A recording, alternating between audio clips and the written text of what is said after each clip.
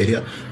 ഞാൻ ജാസ്മിൻ എന്നൊരു ടോപ്പിക് നിർത്തുക. യൂട്യൂബുകാരായാലും ശരി, ആരായാലും ശരി, എനിക്ക് മനസ്സമാധാനം, എനിക്ക് സത്യം പറഞ്ഞാൽ എൻ്റെ ഒരു ലൈഫുണ്ട്, അത് മനസ്സിലാക്കുക നിങ്ങൾ.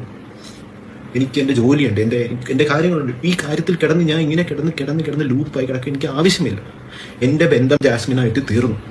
എനിക്കില്ല ഇനി ആ ബന്ധം.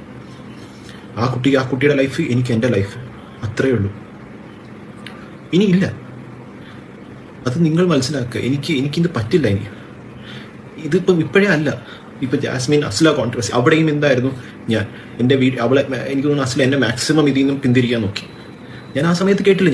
എനിക്ക് ജാസ്മിനാണ് വലുത്, എനിക്ക് അവൾ പറയുന്നതാണ് ശരി, അവൾ പറയുന്നത്. ഞാൻ ഏറ്റവും കൂടുതൽ ട്രസ്റ്റ് ചെയ്തൊരു വ്യക്തി എന്നെ ചതിക്കുമ്പോൾ എനിക്കുണ്ടാവുന്ന ഒരു വിഷമമുണ്ട്. അത് നിങ്ങൾ ആർക്കും മനസ്സിലാവുന്നില്ല. ദ്രോഹിച്ച് കഴിഞ്ഞു. ഇനി ഇതിനെക്കാട്ടി ദ്രോഹം വാങ്ങിച്ചു കൂട്ടേണ്ട ആവശ്യമൊന്നുമില്ല.